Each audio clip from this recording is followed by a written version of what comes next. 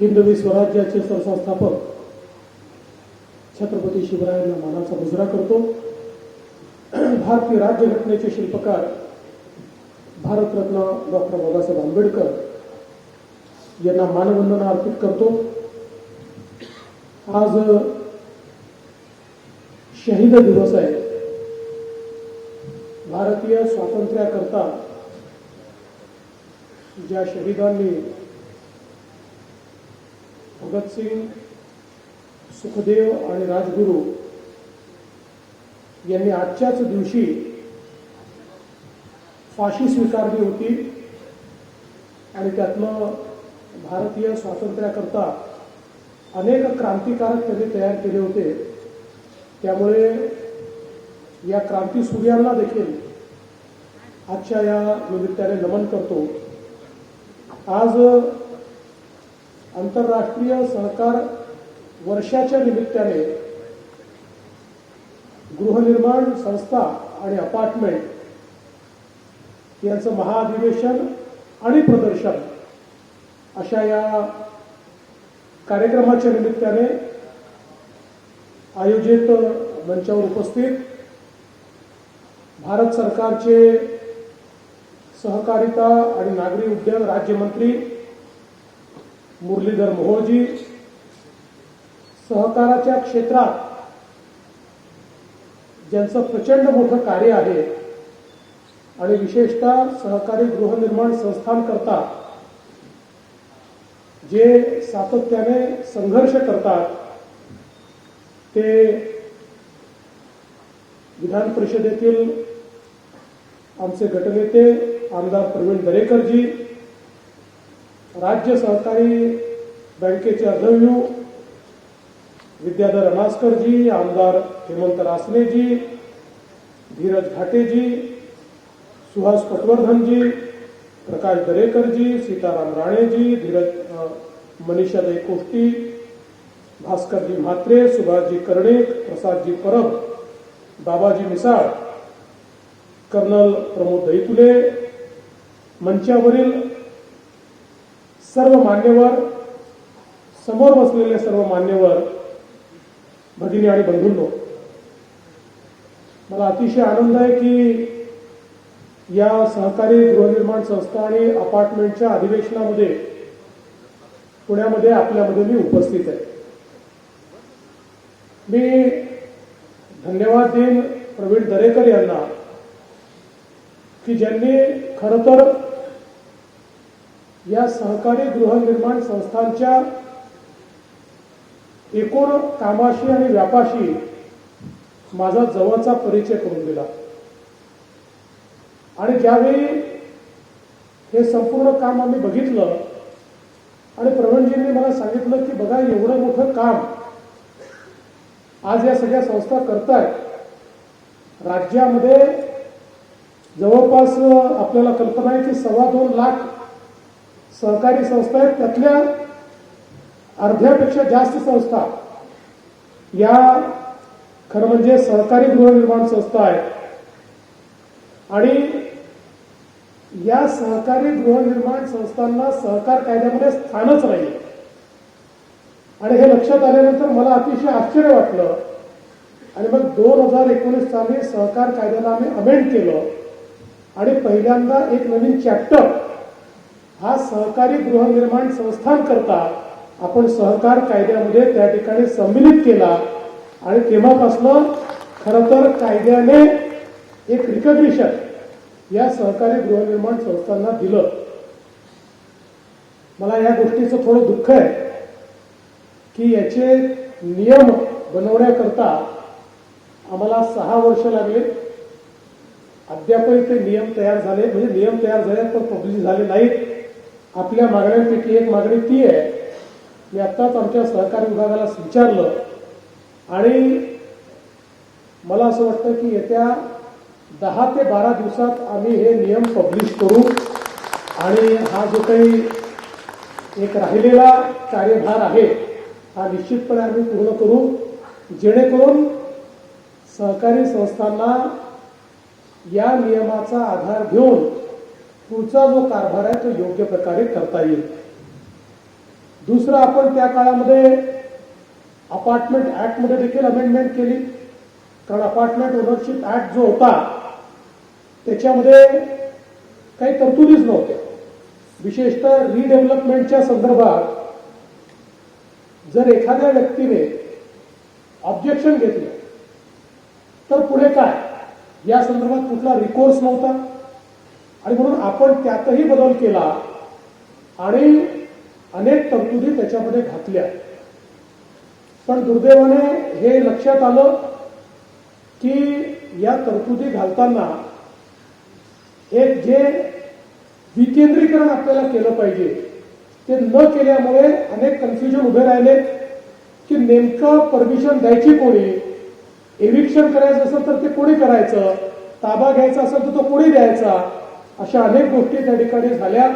आणि म्हणूनच सहकार आयुक्तांच्या अध्यक्षतेखाली एक समिती तयार केली होती. या समितीचा अहवाल आलेला आहे. मी आपल्याला आश्वस्त करतो की पुढच्या 1 महिन्यामध्ये या अहवालावर कारवाई करून अपार्टमेंट ऍक्टमध्येही जे कालानुरूप आवश्यक डेलिगेशन आहे ते डेलिगेशन्स आम्ही उभे करू, जेणेकरून अपार्टमेंट्स आणि त्याच्या रिडेव्हलपमेंट करता जे अनेक अडचणी आहेत त्या अडचणी आपल्याला निश्चितपणे पूर्ण करता येतील. एक महत्वाचा विषय जो स्वयंपुनर्विकासाचा आहे, मला असं वाटतं की स्वयंपुनर्विकास एक अशी संकल्पना आहे की ज्यातनं सहकारातलं समृद्धी काय असू शकते. म्हणजे मुंबईमध्ये तर जागेची किंमत इतकी आहे की माणूस उभा राहतो तेवढी जागा देखील, मला असं वाटतं की एखाद्या छोट्या गावामध्ये एखाद्याचं एक छोटी झोपडी बनू शकेल इतकी किंमत माणूस उभा राहतो तेवढ्या जागेची मुंबईमध्ये. आणि म्हणून या स्वयंपुनर्विकासामुळे मुंबईतल्या जो सामान्य गरीब माणूस आहे, ज्याच्याकडे 300, 350, 400 चौरस फुटाचं घर आहे आणि ज्याला रिडेव्हलपमेंटमध्ये 400च्या ऐवजी 450 मिळायचं, 450 मिळायचं, आज स्वयंपुनर्विकासामुळे त्याला 400च्या ऐवजी 800, 900, 1000 आणि 1100 स्क्वेअर फुटाचं घर मिळतं आहे. आणि मी स्वतः ते बघून आलो. मला या ठिकाणी प्रवीणजींनी ती घरं दाखवली आणि म्हणून अनेक निर्णय, 18 निर्णय आपण स्वयंपुनर्विकासाचे घेतलेले आहेत. अजूनही काही निर्णय आपण त्या ठिकाणी घेणार आहोत. कुठल्याही परिस्थितीमध्ये स्वयंपुनर्विकास हा सोप्या पद्धतीनं झाला पाहिजे असा आपला प्रयत्न आहे. आणि आता तर त्याच्यात एक अजून आपल्याला निर्णय करायचा आहे, तो म्हणजे क्लस्टर पद्धतीनं स्वयंपुनर्विकास, की ज्यातनं एखाद्या भागामध्ये आपल्याला केवळ इमारती नाही तर अमेनिटीजही तयार करता येतील, ग्रीन स्पेसेसही तयार करता येतील, अशा प्रकारचा प्रयत्न देखील आपण मोठ्या प्रमाणात त्या ठिकाणी करणार आहोत. आणि यासोबत स्वयंपुनर्विकासाकरता राज्य सहकारी बँक तर नोडल एजन्सी आहे, आमची मुंबई बँक देखील त्यात खूप चांगलं काम करते. पण जसं आमच्या प्रवीण भाऊंनी सांगितलं की 2100 प्रपोजल आले. आता 2100 प्रपोजलला पैसे उपलब्ध करून देण्याकरता काही व्यवस्था झाली पाहिजे. आणि म्हणूनच मुरली मोहोळ साहेबांना आम्ही अशी विनंती केलेली आहे की एनसीडीसी साखर कारखान्यांना पैसे देते.